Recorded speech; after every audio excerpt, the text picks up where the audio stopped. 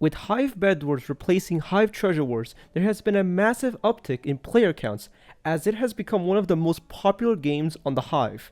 The playstyle, strategies, and maps have all been redone and changed. As people are grinding Bedwars levels with more to come in the future, it can take a while to grind, so in this video, I will show you how to get max level on Hive Bedwars in a quick and easy manner. Before I begin, may I ask that you pop a like and a subscribe, as that tremendously helps me out a ton to create more amazing content for you all. With that, let's begin with the levels themselves. As of the making of this video, there are currently 50 levels in the game, which is a good amount, but surely will be increased in the near future. As you grind, you can get awesome in-game unlockables such as bed toppers and item merchants, and also cool hub titles like stats that track your win rate in Bedwars. As for how much XP you get for anything you do in game, it is as follows. For each kill you get 2 XP, with final kills by eliminating a team granting you a bonus of 13 XP. Destroying a bed gets you 15 XP, and if you win the game, you get 40 XP. Now, something interesting I found out while I was researching is that for some reason, you get less XP than you did in Treasure Wars. As you see on screen, you'd previously get 5 XP per kill and 50 XP if you destroy a treasure or get a win. Ultimately, this is down to the fact that the total XP requirement for Bedwars is actually 5 times lower than it was for Treasure Wars. Now, onto which Bedwars game mode to grind levels on. Personally, if I'm alone, I usually focus and play on solos, but if I have some friends to grind levels with, definitely would go for squads. But I wouldn't count out duos for one very good reason, but I'll get to that in a bit.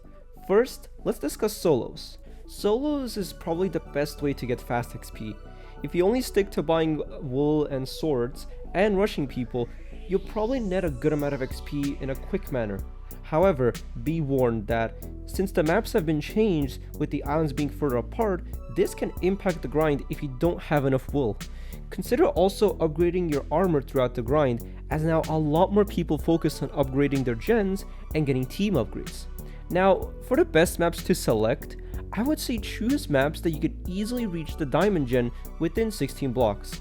But also, they mustn't be too far apart from island to island, so go for maps such as Arrow or Library. Overall, it's a simple and easy way to do it, but it's more challenging than it was previously. Duos is quite similar to solos, but the main reason why you want to go for it is that you also get the team bonus XP for eliminating teams. You can get more XP this way and still somewhat have a good run. You can do this with or without a teammate if you choose to solo queue. However, one of the biggest downsides for me personally is that going from island to island on duos requires IC bridging. Whilst I'm alright at it, it sometimes is a challenge, and more often than not, if you're not experienced with it, you'll have a difficult time grinding it. And of course, with duos, there's a higher possibility of getting stacked teams with good armor, as teams can coordinate to get diamonds and emeralds for better gear, so make sure you're on the lookout for that. For maps, I would say they're all pretty good, so whatever you're comfortable with, go for it. In short, duos is surely better to get more XP than solos, but comes at a cost of more risks, and I'd recommend it for players that are more experienced in grinding Bedwars. And finally, as of now, we have squads.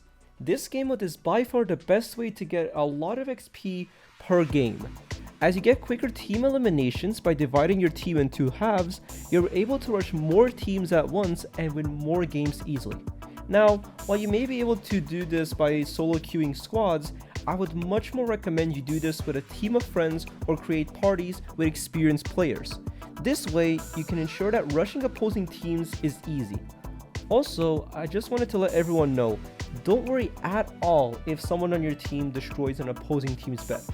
Everyone shares the XP when a teammate destroys a bed, so in this way, if you don't get the bed, you will still get the XP.